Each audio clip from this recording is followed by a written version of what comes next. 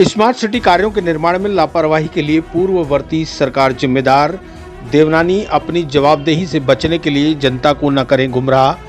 Media कर्मी और पत्रकारों के साथ होली स्नेह मिलन के दौरान खुलकर कही अपनी बात। अजमेर 16 मार्च विधानसभा अध्यक्ष वासुदेव देवनानी ने अजमेर के मीडिया कर्मियों और पत्रकारों के साथ होली स्नेह मिलन समारोह के दौरान चंदन का तिलक लगाया, तो वहीं फूलों से होली खेलकर अनौपचारिक बातचीत के दौरान वर्तमान समय में अजमेर के साथ हो रहे अत्याचार और व्यवहार पर खुलकर अपनी बात रखी।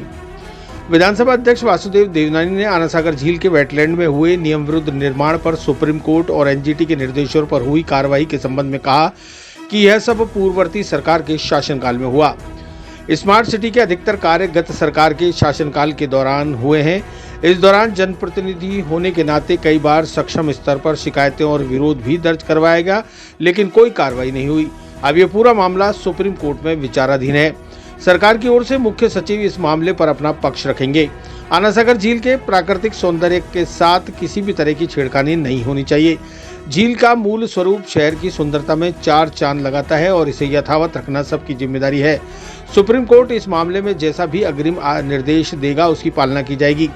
देवनानी ने कहा कि गत सरकार के शासनकाल में जनप्रतिनिधि होने के नाते उन्होंने स्मार्ट सिटी योजना में हो रहे कार्यों की गुणवत्ता, अनियमितता, भ्रष्टाचार को लेकर तत्कालीन केंद्रीय शहरी विकास मंत्रालय को समय समय पर पत्राचार के जरिए अवगत भी कराया, जिस पर मंत्रालय द्वारा कार्यों की जांच के आदेश भी दिए गए। इसके बाद केंद्र सरकार ने राज्य सरकार पर इस योजना में निदेशकों की नियुक्ति पर भी रोक लगा दी थी। उन्होंने कहा कि पूर्ववर्ती सरकार को केंद्र सरकार की ओर से एडवाइजरी जारी की गई कि राज्य सरकार एडवाइजरी बोर्ड की बैठक आयोजित करे, जिसमें क्षेत्र के जनप्रतिनिधि, विधायकों, सांसदों को बुलाकर विचार विमर्श करे व सलाह लेकर योजना में होने वाले कार्य तय करे। लेकिन पूर्ववर्ती सरकार द्वारा किसी भी प्रकार की बैठक का आयोजन नहीं किया गया और न ही स्थानीय जनप्रतिनिधियों को बुलाकर कोई सलाह ली गई।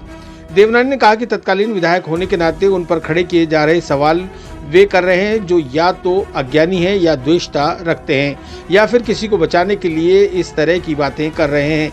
उन्होंने कहा कि पूर्ववर्ती सरकार के प्रशासन की मिलीभगत के चलते भूमाफिया द्वारा आना सागर चौपाटी के चारों ओर धड़ल्ले से अवैध निर्माण करवाया गया। झील के भराव क्षेत्र को कम करके 7 वर्ल्डर्स और फूड कोर्ट जैसे निर्माण कार्यों को जारी रखा गया, जबकि इन पर रोक लगाने के लिए तत्कालीन सांसद भागीरथ चौधरी के नेतृत्व में जनप्रतिनिधियों ने तत्कालीन जिला कलेक्टर को ज्ञापन भी दिया था। देवनानी ने कहा कि बतौर जनप्रतिनिधि नियम विरुद्ध हो रहे इन कार्यों को लेकर उन्होंने हर सक्षम स्तर पर आवाज उठाई, लेकिन कोई कार्रवाई न हो सकी। उन्होंने कहा कि पूर्ववर्ती सरकार के शासनकाल के दौरान की विभिन्न मीडिया रिपोर्ट्स में भी इसका जिक्र है। उन्होंने आरोप लगाया कि पूर्ववर्ती सरकार के दौरान स्मार्ट सिटी योजना में जनप्रतिनिधियों की उपेक्षा की गई और स्मार्ट सिटी की योजना की दुर्गति हुई। इसको लेकर विधानसभा में उनकी ओर से सरकार से प्रश्न भी पूछे गए थे। देवनानी ने कहा कि पूर्ववर्ती सरकार के शासनकाल के दौरान हुई गड़बड़ियों के लिए उनकी ओर से नियुक्त अफसर और संबंधित विभाग के मुखिया ही जिम्मेदार हैं। सनातन संस्कृति में होली का बहुत बड़ा महत्व है, जिसमें हम सब लोग मिलकर के सामाजिक समरसता का, छोटा है, बड़ा है, गरीब है, अमीर है, चाहे किसान है, चाहे युवा है, तो उसे लगा के सबको तो बधाई पिछले 2 दिन में दी। जरा मेरे पत्रकार मित्र जो लगातार हमारी सेवा करते रहते हैं, लोगों से साथ जुड़ाव रखवाते हैं, उनको भी एक बार स्नेह मिलन के साथ हम लोग बैठे।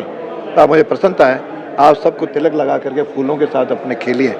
आप भी अपने क्षेत्र में यशस्वी बने, आपके जीवन में रंग आए और हम सब लोग मिलकर के अजमेर के विकास में हम एक सकारात्मक भूमिका निभाएं। और मुझे प्रसन्नता है कि इस बार आप लोगों ने काफ़ी सहयोग प्रदान किया है, जिससे पहले बजट में 19 कामों की घोषणा हुई थी, जिसकी लगभग 1200 से 1500 करोड़ रुपए उसका था, और अभी भी इस बजट में भी 19 काम सरकार ने घोषणा की है। इसके लिए मैं माननीय मुख्यमंत्री जी को अपनी ओर से धन्यवाद भी देता हूं कि उन्होंने अजमेर के लिए मेरे आग्रह पर इतना सब कुछ उन्होंने जो दिया है, निश्चित रूप से वो बधाई के पात्र हैं। उन सारे कामों में हमने पानी, चिकित्सा, शिक्षा, सुरक्षा, यहाँ तक अभी जाकर के जो तारागढ़ था वहाँ पे भी आरएसी की एक टुकड़ी की भी वहाँ पे हमने रख दी। बांग्लादेशियों के लिए एसआईटी बनी हुई है, जो 18-19 बांग्लादेशी भी पकड़े हैं, ताकि शहर के अंदर सुरक्षात्मक ढंग से भी हम प्रयत्न करें। चिकित्सा में जेएनएन हॉस्पिटल के साथ सैटेलाइट हॉस्पिटल और बाकी सारी योजनाएं धरातल पर आनी शुरू हो गई और सुपर के 65 करोड़ रुपए तो आ भी गए। तो इस प्रकार का स्वीकृति, इसका मैं सोचता हूँ हम लगातार प्रयत्न कर रहे हैं और अजमेर चूँकि पर्यटन की दृष्टि से सर्वश्रेष्ठ बने, इसके लिए जब जयपुर से आते थे एंट्री प्लाजा हमने उसकी घोषणा की है। अजमेर में लाइब्रेरी आधुनिकतम, उसकी घोषणा की, बच्चों को प्राइवेट लाइब्रेरी में 1000 रुपये 2,000 रुपये दे करके उनका किसी प्रकार से कठिनाई खड़ी न हो, तो इसके लिए डिजिटल लाइब्रेरी और क्यूब वगैरह बैठ के वहाँ स्टडी कर सकें, ऐसी एक लाइब्रेरी। स्टेडियम जो हमेशा पटेल मैदान जो बनना चाहिए था वो उस रूप में आजकल नहीं है, तो इनकी मीटिंगें कहाँ, तो पुलिस लाइन में जब 15 अगस्त 26 जनवरी चलती है तो बड़ा छोटा पड़ता है। उसके लिए मल्टी यूज़ की एक स्टेडियम की घोषणा की है जो बहुत जल्दी धरातल पर आने वाली है। इस तरह हर एंगल से साइंस पार्क अपना डेवलप चल ही रहा है जिसे आराम से लोग आके बैठ सकें, और जो अपने गुलामी के प्रतीक थे उनके नाम भी इस बार हटे हैं। उनके नाम पे वरुण सागर के भी विकास के लिए बहुत अधिक राशि, चाहे करोड़ों में होंगी, 100-150 करोड़ रुपए हो सकती है, जिसके आधार पे वरुण सागर का पूरा विकसित स्वरूप अपने को देखने को मिलेगा। और सड़कें चौड़ी करना बाकी तो छोटे छोटे काम हैं, और चौराहे सौंदर्यीकरण होना मैं समझता हूँ अजमेर में। बाकी तो पिछली बार जो हमको स्पोर्ट्स कॉलेज मिल गया, हमको बालिकाओं का सैनिक स्कूल मिल गया, मैं समझता IT पार्क मिल गया, एक एक क्षेत्र में आगे बढ़े। मुझे याद नहीं आता कि मैं भी लगभग यहाँ पे इतने वर्षों से हूँ, कभी इतनी बड़ी सरकार ने घोषणाएँ की हैं।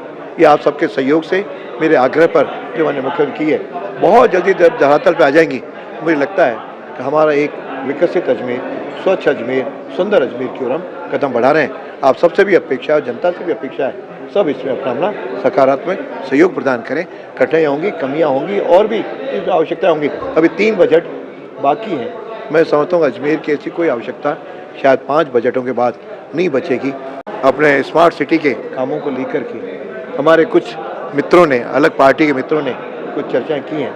मैं उनसे एक ही आग्रह करूँगा, वे ज़रा चीज़ों को जानें, गहराई में जानें। या तो 3 तरह के लोग ही इस प्रकार की टिप्पणी कर सकते हैं, या तो अज्ञानी हो, या फिर किसी को बचाना चाह रहे हो, या फिर द्वेषपूर्ण हो। साफ ध्यान है, सारे न्यूज़पेपर्स लिख रहे हैं, सारे आप लोग लिख रहे हो कि ये 20 अधिकारी जितने काम हुए हैं वो 19 से 23 के बीच में।